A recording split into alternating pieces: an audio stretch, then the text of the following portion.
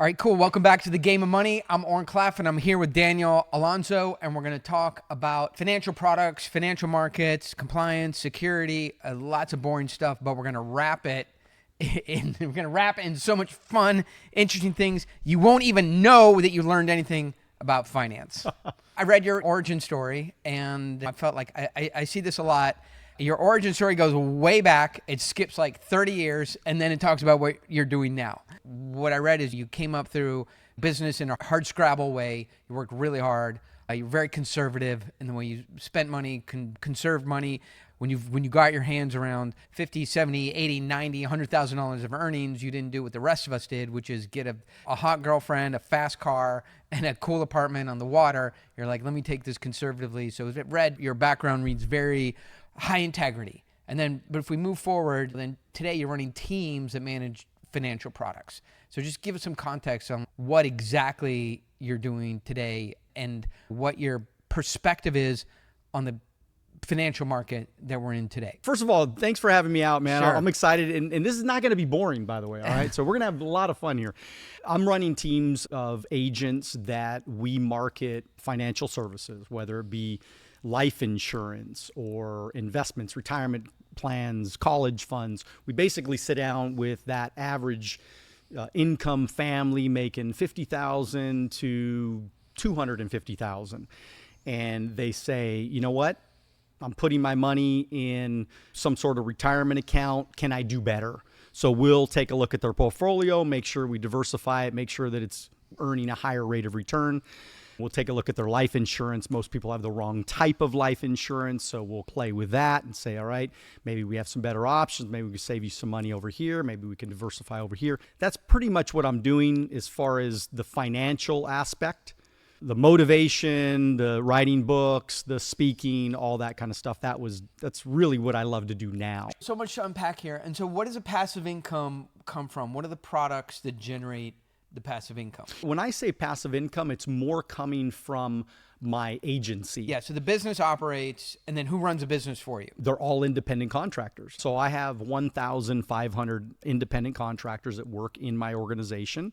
The main difference is that we're structured like an entrepreneur. You go to a TD Waterhouse, you go to a Morgan Stanley or something like that, you're going to be just an employee in their system. Right. In our business, people are very sensitive to where the compensation and load is. So you're asking about the deal we have. So we raised some 30, by the end of February, we'll have $40 million in one of our portfolio companies that came in over the last 12 months from individual investors and small family offices. So I've managed money for about 300 families in that particular portfolio company.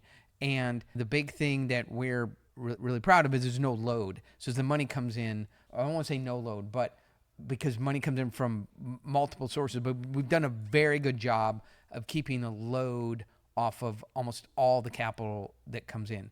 When you move into the smaller tickets, $5,000, $10,000, $500, $1,000, those are going to have a load on them because they're just so hard to manage. Right. You need some third party to manage Absolutely. small, tiny ticket.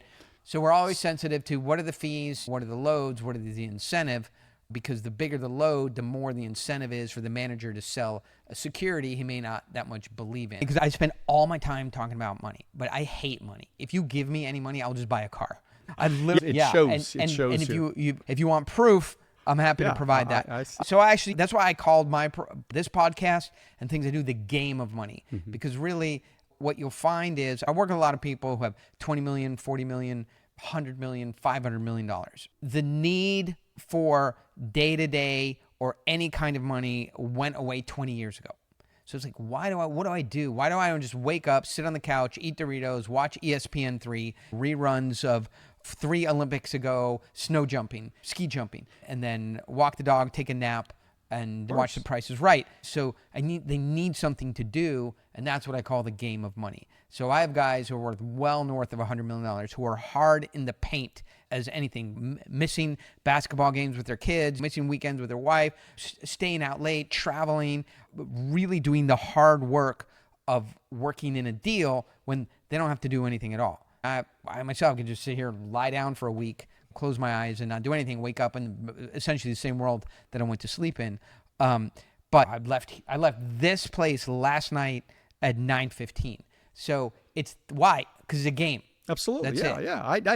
I feel you, because my life has been, like I said, 10 years. I was semi-retired at 40 years old or whatever, maybe even a little bit before that.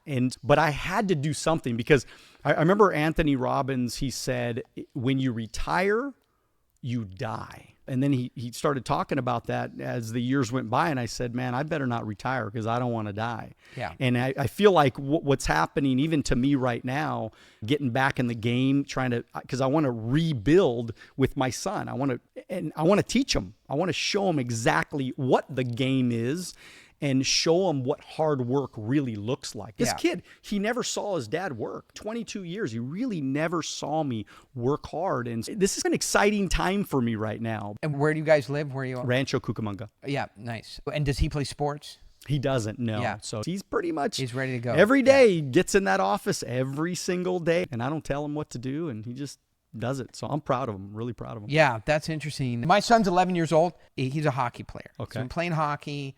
He started way back. He's 11 now. So we started him playing hockey when he was 2. Okay. And that's all he knows, right? Because we have one guiding principle. Idle hands are the devil's workshop. Mm-hmm. And he'll just go, Dad, can I go to bed? The other kids So are tired, out playing wow. something. He's, please, Dad, can I go to bed? And I'm like, awesome. Yeah, did you get your push-ups in? He's, please, not tonight, Dad. I'm like, grind them out, buddy.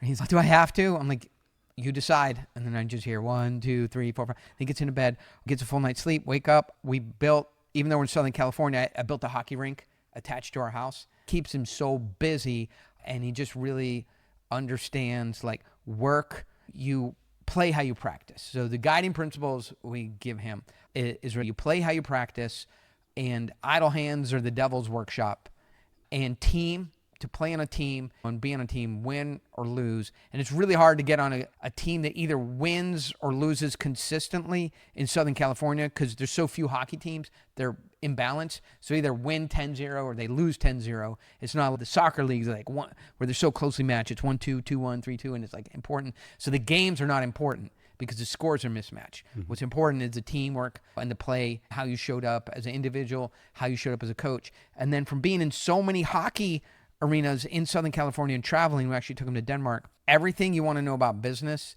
you can just learn in hockey locker rooms, because they have parents. It's just a game. And these are kids. Let them play and stay out of their business. Leave the coaches alone. Parents, don't yell at the referees, right? They're doing the best they can to judge the games fairly. Kids, work hard, play hard, teamwork. I write my son a note every morning. Is basically, I don't even know if he reads them anymore, because it's just really to myself. But I'm like, all the grinding, all the hard work, all the late nights and early mornings and tough times and bruised ego and losses, it is taking you somewhere. And you will know when you get there. And you will just look up, look around and go, I made it. And that feeling will be so incredible, will overtake you for 5 minutes. And then you'll just be like, nothing to do. And you'll just go back to work. And what you said about retirement, we just had we have a $100 million purchase order into an Italian company for equipment. And the CEO of that company came and visited us last weekend. And the third person in that company, a 1,000-person company, came as well, who's our connection. And he said, listen, let's just call him Paul. The CEO said, hey, Paul's going to retire this year, but in Italy, when you retire, it's not good to stop working. It's important to stop grinding and whatever language, their English isn't great. But he's like, it's important to stop really working long weeks and super hard and traveling, but you shouldn't stop working. So one point is that even in other cultures, they're like, it's important to not have to work, but you have to do some work that's meaningful. Yeah. Otherwise, you just Doritos and ESPN3. Progress equals happiness. So let's be honest. When I'm making progress in my life, when I'm doing whatever I'm doing, and as long as I'm taking those steps forward, that's when you're really happy. Now, like you said, you're happy for a minute, and then you pat yourself on the back and you go, great job on that one. And then you go right back to what you need to be doing. But yeah, I think it's great advice. So I think it's interesting, but I live in a group of entrepreneurs who, if they get to that stage, They toss it away and go right up to the razor's edge. That's where they live. And in fact, the guy who I grew up with and taught me a lot of the finance business, he grew up in a family that lost and made their fortune 4 or 5 times. And so there is just a DNA that says, if I don't have it, even in every conversation is Elon Musk with Tesla, Musk put it all on the line, and that pancake could have flipped over to a burnt side really quickly. Get too much in that. But there is a strata or a layer of people that, and I think I'm in there, where comfort, because we grew up so hard scrabble and fighting for everything, like just you have a shift in your mind that goes, comfort is danger, right? Because I'm not, maybe the samurais live like that. Hey, if I'm not fighting with the sharpest sword and the fastest feet and the swiftest movement, I'm constantly at risk. And I feel like that a lot. I did grow up hard scrabble. Like one time our Rolls Royce was in the shop, for the door wouldn't open, and like my dad was like, we have to take the Maybach in today. And so I'll never forget that day. Butler was sick. Yeah, the school didn't have sushi. Yeah. No, my dad was a college professor, and he, for some reason, I love cars, as you can see. That was not important to him. And so when he would go buy a car, his strategy so he bought a Mazda GLC, which is just they don't have that anymore, but it's not a good car. And he was a college professor, and then he would go in and he would wait till they would get, the factory would always make a weird color like orange or yellow, and then nobody would want it. And they'd be like, hey, he would negotiate for the orange Mazda GLC, and they would have to cough it up because the factory in Japan made that color because somebody wanted, but no American wanted it. And the other thing he would buy Subarus. And I was like, Dad, wait, Subaru. Like now Subaru's a popular car. I'm like, Dad, at the Subaru factory, they have a map. In 1982, I was like, there's a map at the Subaru factory that has 1 pin in it on our house. That's Subaru. Only Subaru. And because he grew up in South Africa and it was a popular car there, so he brought that culture. What is the key that you found for turning a client from a skeptic to, I'm buying from you? I'm writing you a check. You're my financial service planner or manager for this product. What did you find ended up being your formula for getting people over the skepticism hump? I think I was really good at asking great questions. So I sat there and I in my manuals early on, I was 22 years old. I was writing manuals. I was making scripts. I was recording audio cassette tapes because it was all about duplication. So when I would sit down with a client, and I would just ask them little questions. If you were to build a building, a high-rise building, what's the most important part to keep that building standing? And they would say, of course, the foundation, of course. That's another little in their mind. So I would ask maybe 10 questions throughout. And then at the end, I got very little objections. I have interviewed so many people, and they said, the secret is to asking questions. And I live in a world where I have to deal with venture capitalists. I have to deal with managing directors at Goldman Sachs. I have to deal with everybody is a Stanford, Harvard, MBA, Duke, Columbia graduate. And if I go in, and not to belittle this at all, and if I say, hey, look, what's the most important thing to you? And they'd be like, are you but it's a completely different market. So it's a different market. Yeah. If I said, hey, if you were going to build a building, what would be the most important part? And they would go, son, are you on drugs? So that's why I got forced into pitch. Okay. Because you walk in that room and they go, like, how are you? Right. And even that question, they'll be like, we're fine. Like, what do you need? Hey, Susan, get him a to-go lid for his coffee. He might be heading out of here for a second.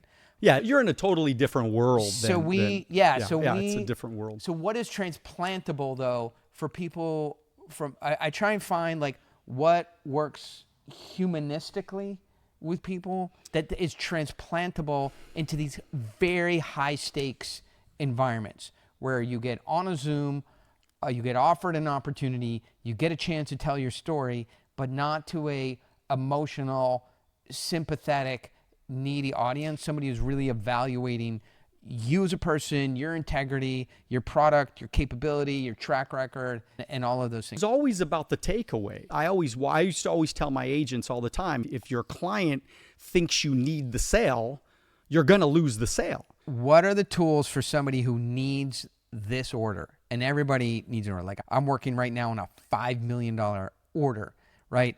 That really changes some of the trajectory of a deal. And I wouldn't say we need that piece, but we're covetous of it. So we have to have tools to keep that neediness under control, because neediness creates all kinds of. But for somebody who actually needs it, what are the tools to keep that neediness It just under depends control? on what market you're in and who you're talking to. I'm not talking to a guy that's got $5 million or a $5 million order. So this is a client that they got an extra $1,000 a month that they can spare. That's it. But I think those people can pick up on neediness almost better than a private equity manager. Totally.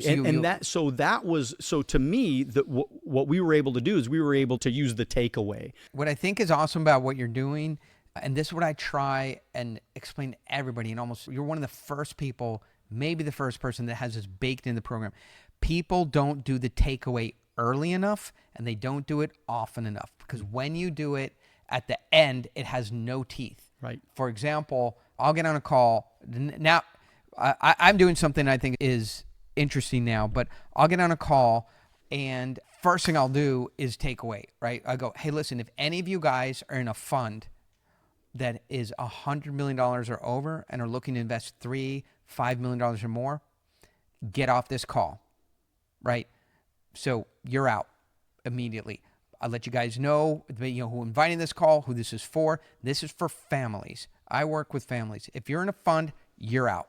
I try and do these group takeaways where it is not personal to the person. And so I imagine then this from the scene in 300 where the messenger comes and he gives a bad message, and then Leonidas kicks him in the pit. So I try and pick 2 or 3 bad apples, and I use my just experience with tens of thousands of buyers to find the bad apples right away. And then I ask them a couple questions, and then I'll go, hey, listen, man, we're taking you off this call. Get out, right?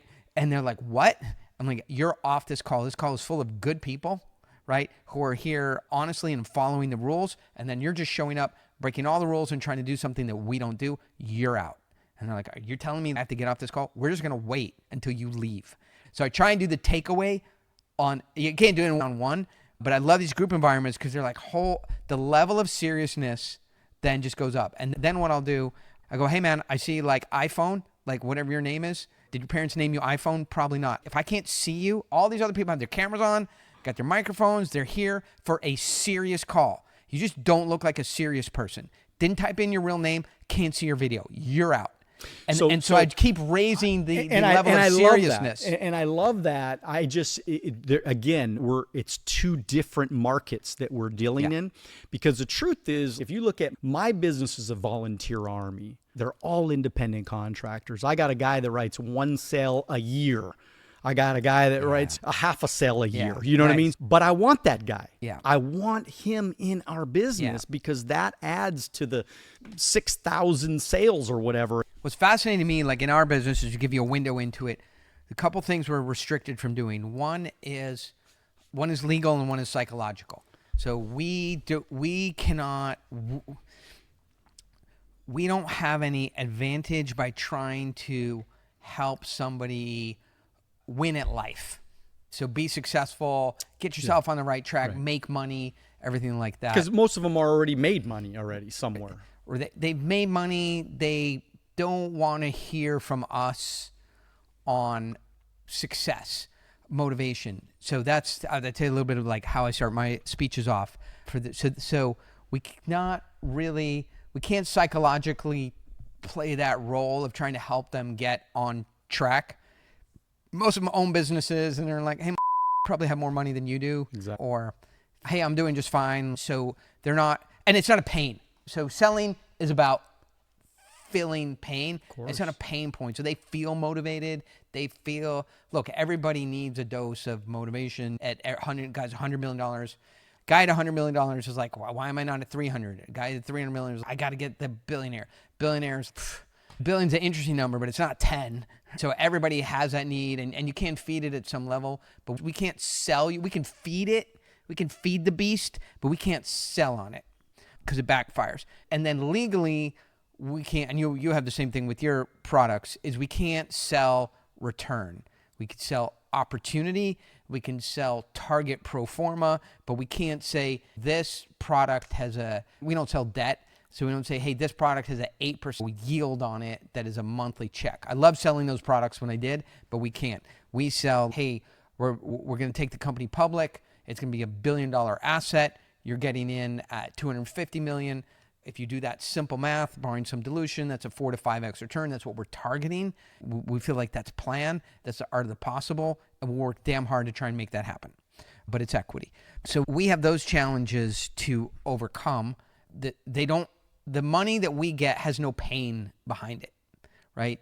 It's not, so we can't make a sale which is like selling plumbing services. You're like, you call a plumber because you have leaky pipes or you're installing a new bathroom. You're like trying to solve a problem and then you're selling a solution to a problem.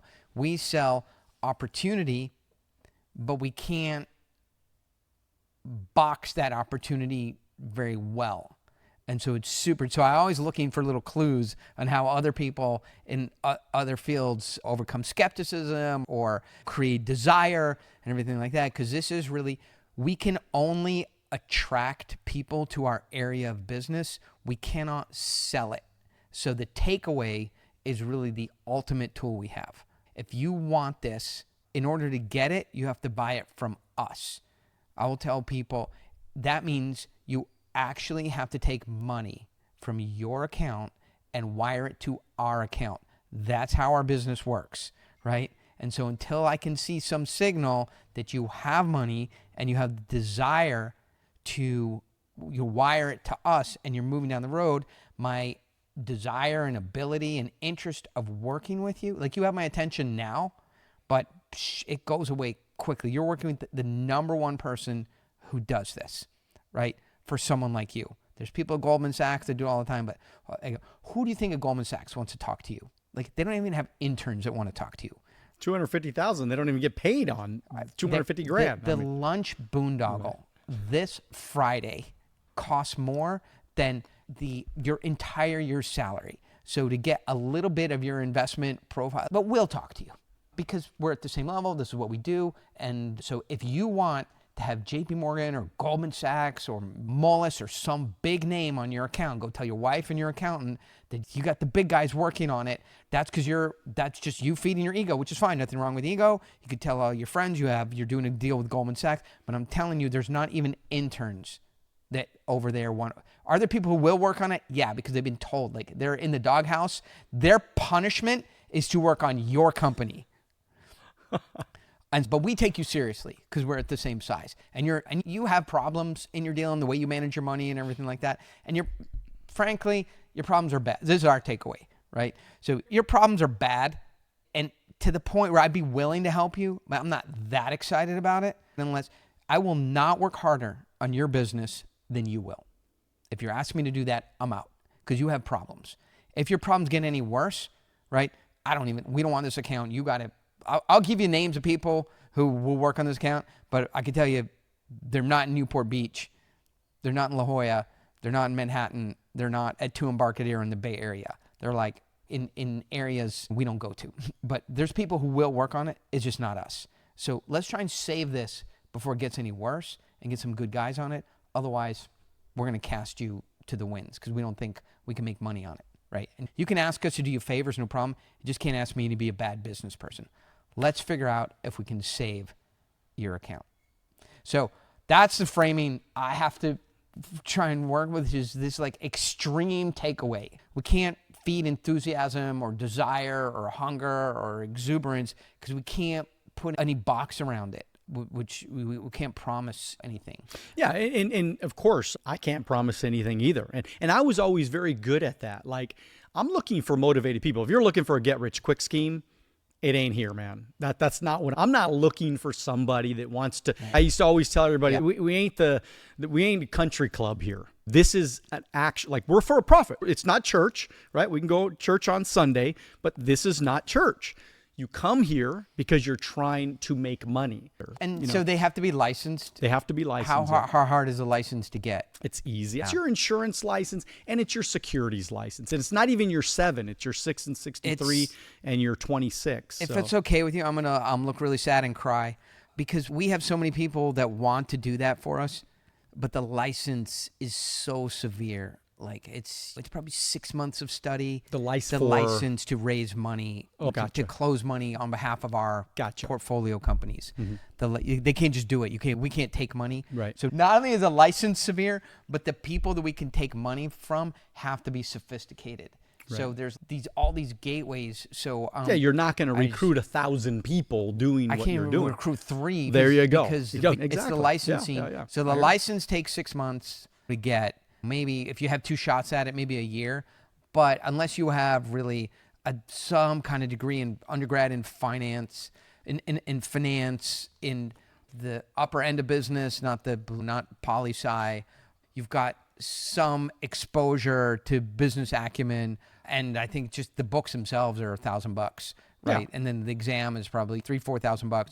So you're talking like a serious person to even go get the exam. And then we can only talk to people at a certain level of accreditation who are make $1 million a year, put it like basically. So the license takes a year, $6,000. The books are $600. You have to be super dedicated, and you have to have a 4-year degree. Otherwise, you just don't have the base. You don't have the base experience to do the study. Right. It's hard for me. So to that's work. and I share this a lot with. I'm very lucky. When I was 21 and I got recruited, I feel like I got lucky because I found something. No, I feel like you got lucky. Yeah, I mean, I did because it was something that, like I used to tell my agents all the time, look, if I work for Morgan Stanley, something like that, I get to talk to that 1% of America. Now, granted, every deal is $1 million, $2 million, $500,000. You're pulling in more assets all the time. Now, but you have a smaller pool of people too. It's not like you're just walking down the street and everybody is your client.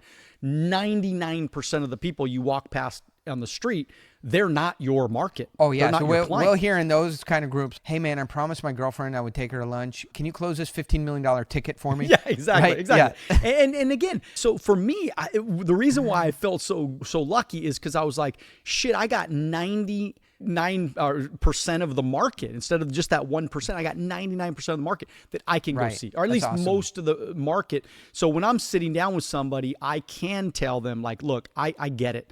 Your whole life, you wanted that 10X deal. You wanted that great opportunity. It never came to you. It's sitting right in front of you right now. I don't know if you'd qualify with this. I don't know if it makes sense for you, but I'm just saying that you at least have an opportunity. This is what I was going to tell you. That I listened or read from Jack Welch from GE. He said that during the 90s, we were the best at the world at recruiting, at interviewing, at screening, at firing quickly, at running an incredible HR organization, and at hiring people. And we got it wrong half the time.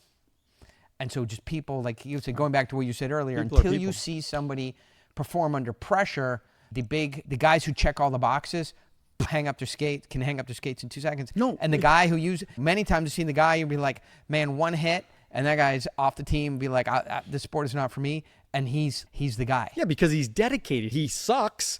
And then so he goes home and he dedicates the rest of his life to being great at something. But I want to be careful because I got to put this out. It really, all those things are true, but it's also luck. There's some luck, yeah. But I believe you make your luck. Let's be honest, man. I would say at the level of business that I execute at, and I see guys are 20, 30, a lot of people are self-made, but it all comes back to sliding doors. Did you see the movie Sliding Doors? What's it about?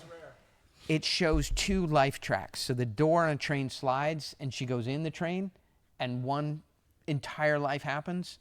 And the door closes before she gets in, and an entire other life happens. I did watch that years ago. So I don't think it's a good movie, but the premise is good exposition for this. I see sliding doors. I see luck at the 20, 30, 50, like one little chance meeting. Otherwise, this person was, not going to have this particular business, this level of success. I think hard work. So what I try and teach my son is about the work, and it's not the outcome. It's ending the day. It's got to be outcome independent. I know that a lot of it is not luck. And the reason why I say that is because I watch the people that fail. I hear that. I watch the people that fail. But I have to go back to the word made it. The made it is made it in that thing, right? Well, so yeah, that person's making fine. it. They may have gone on to be a violinist, right? And their true essence showed up with that, where that is not even very hard to make money as a violinist to make it, and then everybody else has to beg for money. What I'm trying to figure out is, what did those two violinists that made it, what did they do differently? Was it just luck for them? Do you think that was just luck for those two? No, but there's lots of vocations. So the first investor in my big portfolio company is a Navy SEAL. He brought in with him a first responder, right? Those guys, they're going to make, the little group of the Navy SEAL first responder, those guys, they're going to make $50 million in my portfolio company because I let them in, because they are in professions where they work hard, put their life on the line, study, have to have licenses, can get cut from a hospital or can get from the military, fall out of a helicopter. One guy did fall out of a helicopter, hurt his leg. So they do hard work. They end the day with grace and poise. They give everything, but they don't have millions of dollars. That's the role I'm trying to deliver to them. But they have done the work in the thing that gives them poise and grace, and it is not making money.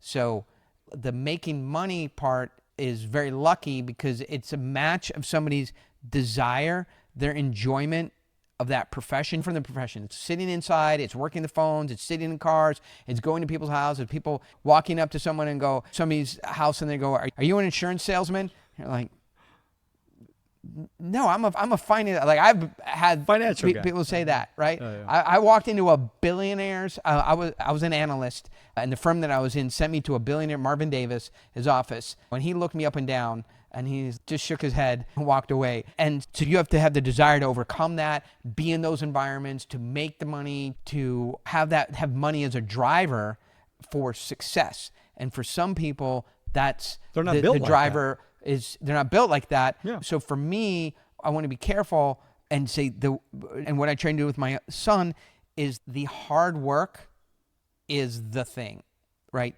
That is being on a team, delivering all, working hard, and the wins and losses will take care of themselves. And luck is a big part of where the connections you make. Just being in California, right? You could have been in West Virginia, luck. So there are these sliding doors where certainly hard work, dedication, and things you're talking about is going to make somebody successful in life, but maybe not the financial success that we're talking about. But if they want it, my point is I guess the reason why I'm passionate about this little subject here is because I watched so many people fail. Yeah. And I could literally I tell people all the time, just show me your calendar. I'll show you why you're failing. I'll show you why you're not where you want to be. I'll show you exactly why. Talking about a modern Southern California hockey team, right? Because you cannot just go to the 2 practices and the 1 game and be a double A hockey player in Southern California. It's not a thing, right? That, like, now when you and I grew up, like, you play soccer. What sport did you play? Baseball. So you had 2 practices a week, and then you had games on Saturday. Yeah. And then when you got into high school, you maybe practice every day. 2 games. I think it was like Thursday and baseball. Saturday or something like that. So 2 games, because in baseball you don't do anything, so you can have 2 games in a day. But I worked with that professional football player, and we came up with not a sport. So does somebody try and physically impede your motion while you may not actually be looking at them? That's a sport. So tennis, difficult, but challenging, very skilled, not a sport. Because golf. But, you could be the best player in the world, make a ton of money, physically, but not a sport. because nobody tries to impede your progress. There's hecklers in the crowd, man. Well, when you're that's playing fair. golf, there's hecklers, man. So Yeah, but go to a semi-pro hockey game if you want to see hecklers. They try and impede your progress. I love hockey, by Yes. the way. I actually love to watch. So what I was saying is hockey, and so in baseball, so in high school, you would have had, on season, you would have had practice every day. Yeah, Yeah, pretty much. and then off season, you might not have done anything. I played. But the baseball team, Yeah, wouldn't- the high wouldn't school have- baseball the high team, school yeah, team when yeah. it was off season, then you would do wrestling or something else, Yeah, right? yeah. In grade school or junior school, whatever, you would have had 2 practices a week, basketball, whatever, and then you have a game on Saturday or 2 games on Saturday. Same thing with soccer. Hockey. That is not a thing that you could become a good player today. He's on the ice every single day. We have to go find ice, and some days twice a day, some days do roller, and and that's the hard work that you're talking about. But for what? Has parents who are 5'8" and 5'4". My wife is from Belize. The number of the DNA of the hockey DNA from Belize is as far away from Sweden, Finland, Denmark, Russia, Kazakhstan, and Toronto, Canada as you'll ever be. They're So 6'5", and they're 12 years old. You know, so a hockey player is.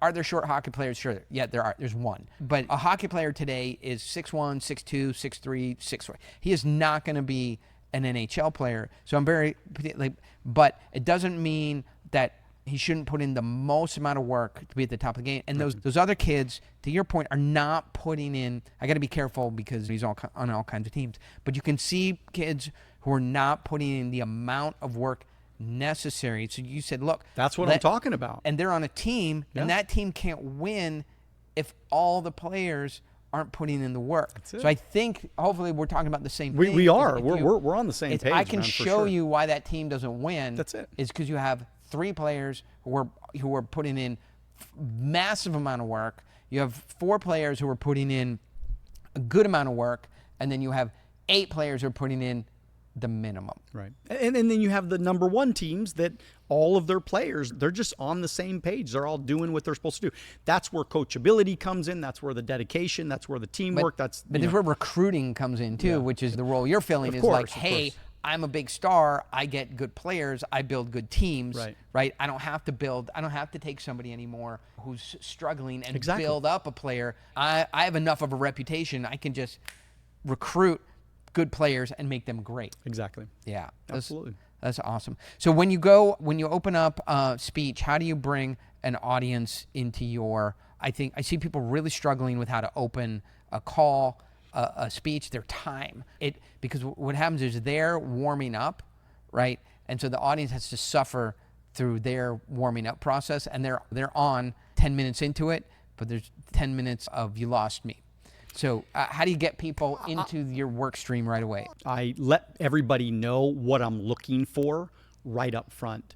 So that way they know we are, in a sense, we're taking it away from them. But what about in a content, not in a recruiting speech? But If I do content, it depends. Generally, the speaking that I'm doing is my recruiting. That's my normal. Now, if somebody asks me to do a big stage somewhere, generally what I try to do is I'll get people pretty fired up. I want the energy to get filled up with people. When I started working in finance, I brought all of that you would bring to that environment, sporting environment, or friends, or encouragement, energy. Right. And I brought all of that to the environment, and it was so painful because being in an audience of 300 people, and people would walk up and they'd just be like, that wasn't good. We don't like it. We don't like it. It's just not. It's another world, man. They're looking for the machine. They're looking for another cog in the machine to do another cog-like thing, so they can tell their clients, this is normal. This meets every checkbox, and it doesn't have any hot edges to it. Right. And then I come in smoking hot, right? And it just creates fear because they can't, they view intensity, exuberance, enthusiasm as lack of experience and risk. Mm-hmm. And you know what? I just got to say, to me, that's sad. It's sad. It's I hate sad. it. That's why I do this. Because I sad hated it. because it's soul killing. Because yeah, it is soul killing, and it's been sad for me that I'll be out on the golf course and this guy's worth $50 million or whatever, and we're having a conversation. He's just so negative, man. I just want to get. Then he goes over there and we're talking, like he goes over there and smokes a cigarette, and then he has 3 cocktails and he's all drunk and everything. I'm like, I just, you got a sad life, dude. 1,000,000%. This is, I think we're full circle. The money, this is what I'm trying to say. The money does nothing. I know the saddest people with $50 or $100 million. Not really. To me, their life does not look rich and have meaning and purpose. It just looks sad. You could come here and say, you look sad, but well, I would be sad paying all these insurance on everyone. My insurance that would is be ridiculous. It's but absolutely ridiculous. This is why I just, for my son, try and make it about the work, right? The work always, because the work is also a status thing here in America. I don't know how it is in other cultures, but we certainly value the glitz and the glamour because we're a corporatized society and we value money. But at the center of our culture, we value, and this is how I control a lot of conversations, is work. At the end of the day, we value timeliness, we value family, and we value commitment to work. And this means a lot. We don't stop when we're tired. We stop when we're done. Right. And if you can always take that center line of, hey man, this is a lot of emotional stuff I can't deal with because we just focus on the work. And that is the integrity line through American culture. Mm-hmm. That's why I love it.